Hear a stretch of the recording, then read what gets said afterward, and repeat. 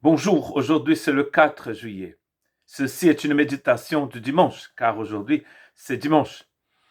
Et le thème pour cette année 2021 dans notre Église, c'est qu'il faut grandir dans la grâce et dans la connaissance de notre Seigneur Jésus-Christ, basé sur 2 Pierre, chapitre 3, verset 18.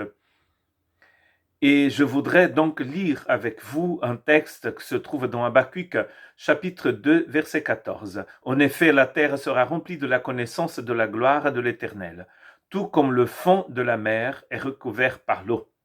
Nous allons trouver aussi ce texte presque pareil dans Ésaïe chapitre 11, verset 9. On ne commettra ni mal ni destruction sur toute ma montagne sainte, car la terre sera remplie de la connaissance de l'Éternel, tout comme le fond de la mer est recouvert par l'eau.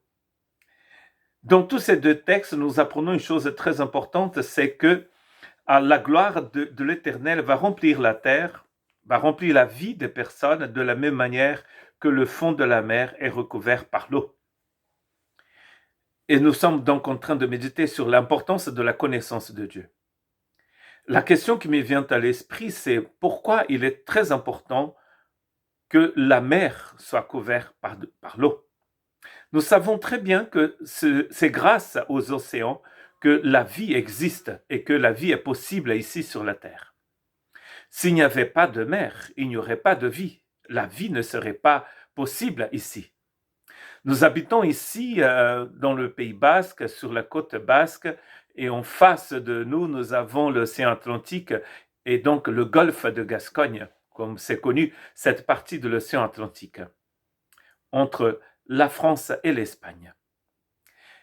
Nous savons que ce golfe est très profond. Donc ce matin, j'essaie d'imaginer avec l'église, d'ailleurs n'est pas très loin du golfe, nous entendons les bruits des grosses vagues du golfe de Gascogne et nous avons essayé d'imaginer d'être devant, si c'était possible, en face de cette plage qui n'est pas très loin de l'église, en regardant vers les Amériques et non voyant qu'un trou immense de centaines de mètres de profondeur, même des quelques milliers de profondeur, sans rien, sans eau, sans rien. Bien sûr que si cet océan n'était pas là, nous ne serions pas au bord de ce golfe en train de regarder la mer, parce que nous ne serions pas vivants. Il n'y aurait pas de vie sur la planète s'il n'y avait pas d'océan. Et donc, ce qui fait la beauté de cet océan, c'est l'eau. Et cette prophétie nous dit qu'un jour, de la même manière que l'eau couvre tous les océans, la terre serait remplie de la gloire de Dieu. Le contexte est très intéressant dans les deux textes, dans celui d'Habakkuk, c'est les Babyloniens, c'est la chute de Babylone qui est annoncée, et dans le chapitre 11 d'Ésaïe, c'est un chapitre messianique qui parle, le contexte c'est les invasions assyriennes, et donc la prophétie concerne le Messie qui viendrait, sur qui reposeraient les 7 esprits de Dieu, comme c'est écrit dans l'Apocalypse. Le Messie est celui qui a les 7 esprits de Dieu. C'est celui qui a toute la sagesse, qui a toute la bonté, qui voit tout, qui connaît tout, qui sait tout. Dans ce contexte de l'annonciation de la venue du Messie, Ésaïe nous dit que la terre serait couverte de la connaissance de Dieu de la même manière, de la connaissance de la gloire de Dieu de la même manière que les océans couvrent, que l'eau couvre les océans. Remplissent en fait ces trous immenses qui sont devenus des océans. Mais sans l'eau, ces trous ne seraient que des trous. Ainsi est la vie de quelqu'un qui n'est pas rempli de la connaissance de la gloire de Dieu. Ce sont des trous. Dans 2 Corinthiens, d'abord dans Ésaïe, chapitre 43, verset 7, « Tous ceux qui portent mon nom, que j'ai créé pour ma gloire, que j'ai façonné, que j'ai fait. » Dieu nous a créés pour sa gloire. Nous sommes là pour sa gloire, pour entrer dans la connaissance de cette gloire. Si vous habitez au bord de la mer, vous pouvez regarder des couchers de soleil selon l'endroit de la planète où vous habitez. J'habite ici au bord d'un fleuve et on voit le lever du soleil le matin. Et sinon, on peut aussi voir le coucher du soleil de l'autre côté du fleuve. Et si on va sur la côte, on voit donc ce coucher de soleil au-dessus de la mer. Il a une beauté immense. Nous savons déjà qu'il a une fonction vitale qui est attachée à la présence des océans, mais nous savons aussi qu'il a cette beauté immense.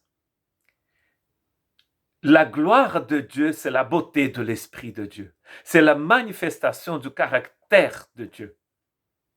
Et la connaissance de cette immense beauté, de cette puissance qui nous transforme, elle est vitale pour chacun de nous. Comme l'eau est vitale pour qu'il y ait des océans.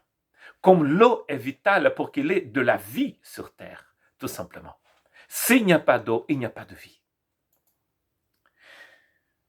Mais nous savons bien que ce grand trésor qui est la gloire de Dieu, nous le portons dans des vases de terre, afin que cette puissance extraordinaire soit attribuée à Dieu et non à nous, nous dit 2 Corinthiens 4, 7. C'est le seau d'eau nécessaire pour que nous puissions nous rendre compte que nous sommes fragiles.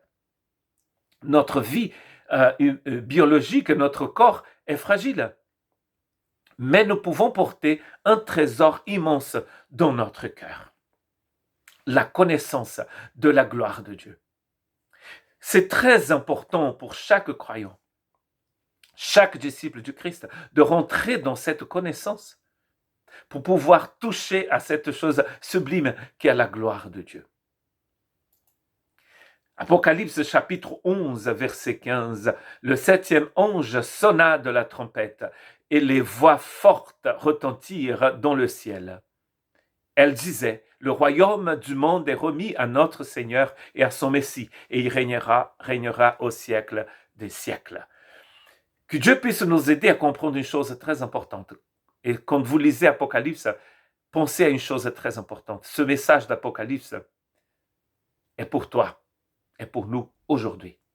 Comme il était pour les 7 églises de l'Asie mineure qui ont reçu d'abord cette lettre, ce message était pour elles.